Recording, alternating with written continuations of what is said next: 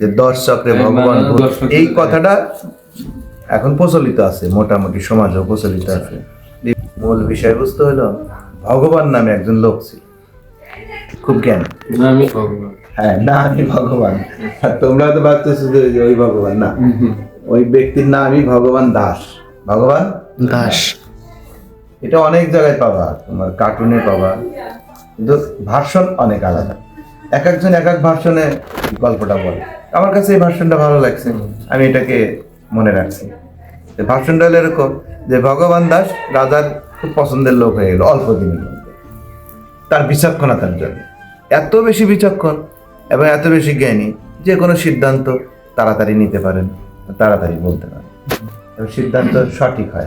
এরকম লোক থাকলে কিন্তু কাছে রাখবা, এটা রাজার প্রিয় পাত্র, প্রিয় পাত্র হয়ে গেল। ব্যাপারটা লক্ষণীয় কোথায়, এই যে 10 জন উজির আছে এনাদের ইগোতে লেগে গেল।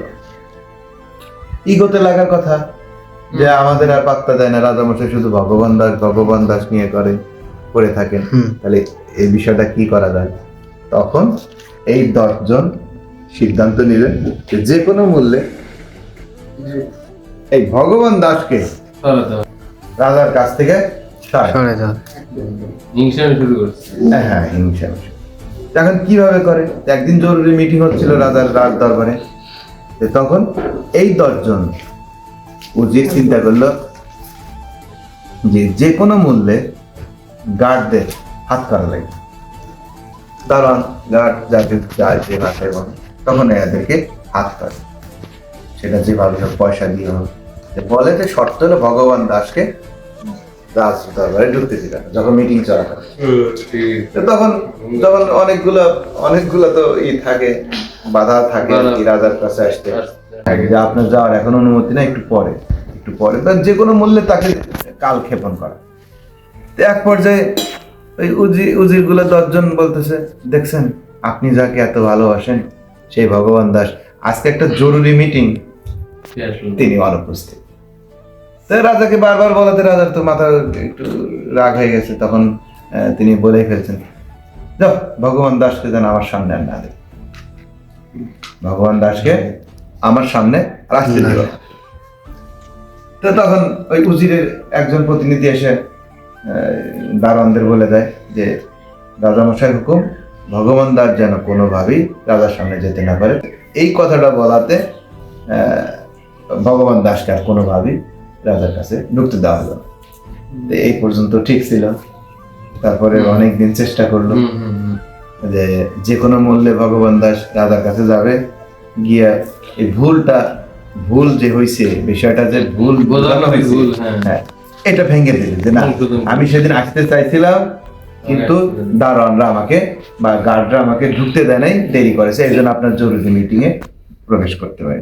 এই কথাটা ভগবান দাস রাজাকে বলতে পারছে না কোনোভাবে, কারণ রাজামশাইয়ের কাছে তাকে আর ঢুকতেই দেওয়া হচ্ছে না।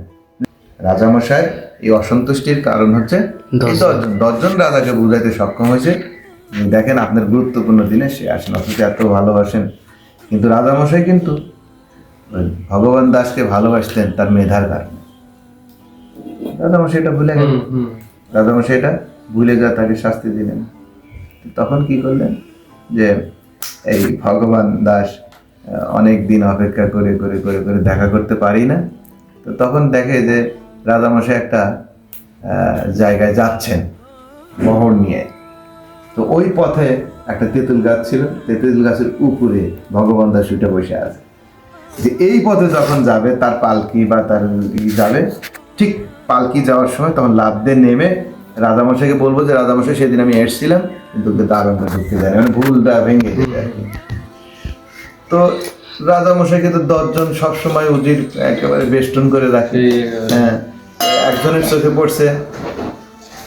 চোখে পড়ছে যেরকম ভগবান দাস গাছের উপর বসে আছে, তেঁতুল গাছের দূর থেকে একটু দেখা যাচ্ছে।